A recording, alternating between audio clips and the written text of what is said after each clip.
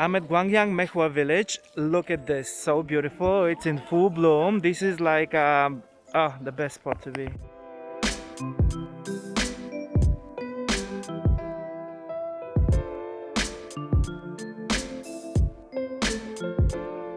First to bloom early in the spring are the beautiful plum trees. Gwangyang in South Jeolla-do province is where to explore over 10,000 beautifully blooming plum and apricot trees. In Korean traditional culture, plum blossoms symbolize the noble mind and the virtue of patience. Plums are also believed to have healing properties, and subproducts of plum are used in traditional Korean medicine to remedy many sicknesses. The Gwangyang Maehwa Festival, named after the blooming plum trees, happens during the first couple of weeks of March. Thanks to the mild climate of South Jeolla-do province, this might be the first place in the whole country where you'll be able to enjoy the first blooms and get reminded of the freshness and beauty the spring brings. The story of Gwangyang Maehwa Village is fascinating. Before becoming the mecca of plum blossom in Korea, it was a small provincial village named Somjin Village.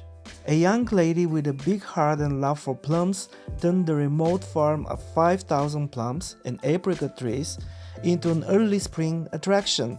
It took over 50 years to plant, grow, and build facilities of what is now known as Korea's Plum Village. Today, over 10,000 plum trees, 3,000 large earthenware storage pots, an 80 years old bamboo forest, traditional Korean house, a pond, a Korean-style pavilion, several coffee shops, restaurants, a plum product store, and festival visitor center are open and welcome visitors from near and far. It is not surprising that every year during the Maehwa blossom, there is a big festival organized here for over 2 weeks. The Maehwa village spreads out on a hill, so expect to climb up. Move up and you will see Gwangyang Maehwa Culture Center. It's worth visiting before you start exploring the plum farm grounds. There is an art exhibition on the first floor and a store offering plum products proudly made out of the plum trees. The second floor tells the story of the Plum Village, its history, explanation of the healing properties of the plum, and interesting products made out of plum. After you're done with the culture center, move up the hill. On the way, there's a lovely Hanok-style tea house. Going up, you will see the restaurant and plum product storage area. Unless you're super hungry, just pass by and keep climbing up the hill. In a while, you will see a beautiful Korean traditional pavilion. The view of the blooming trees is fantastic, as you can see almost the whole farm. There are many paths to explore from this point. You can climb up a staircase for a fantastic panoramic view of the village and the whole river valley. The story goes that there was this family that owned the plot. They went to Japan in 1910 and they learned how to do modern farming and imported the plum trees, and they start growing plums, and during this day they believe that plum has like some healing properties, and a lot of people testify that they got healed through the plum tree and all the things that they're preparing from the plum. These days you can buy plum ice cream, you can buy plum magkeolli, you can have like a plum bibimbap. It's so popular. Or you can go a little bit down and see a couple of beautiful village houses and a pond surrounded by blooming plum trees. If you don't take too many pictures and do not rest much, it might take over an hour to go around the whole place. If you get hungry, there is a small restaurant with limited menu, pajeon and guksu. They have guksu, pajeon, and meshil magkeolli, and you get a coupon, these coupons. What will be lunch without plum magkeolli? Guys, this is meshil magkeolli, which is plum magkeolli, and this is my first time actually trying it, and I'm super excited because I really love magkeolli.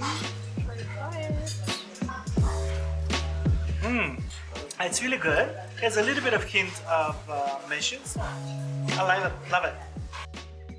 There is a table next to a window overlooking the plum trees inside of the building. If you get lucky, it's a fantastic spot to enjoy the view while eating.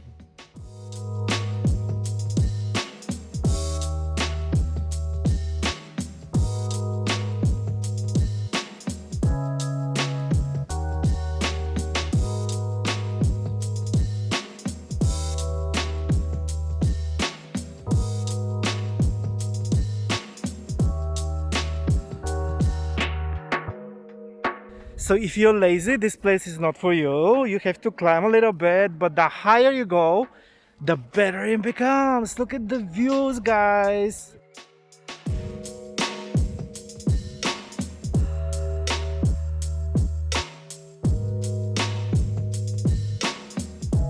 Let's go down, down, down. It's really beautiful.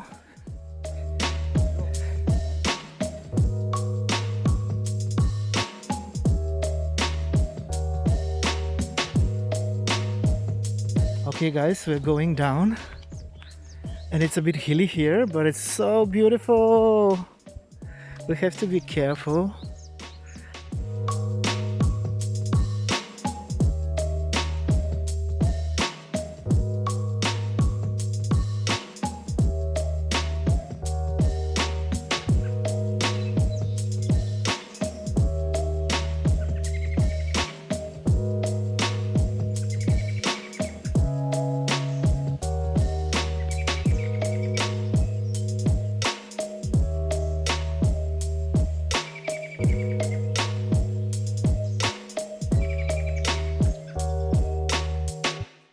There is a direct express bus from Seoul Nambu Terminal to Gure and Hwage.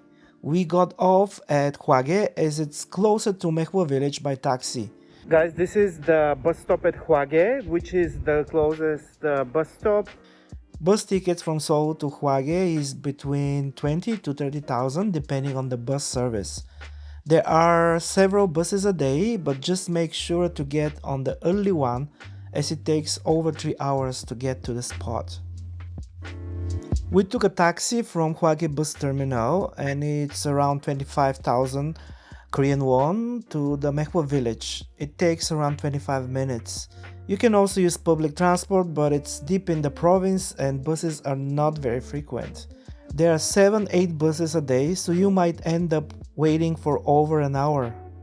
Guys, hope you enjoyed my video. If it's so, please like and please subscribe to my channel. I know that all of you want to watch my videos, but very few of you have actually subscribed, so please hit that button. 감사합니다.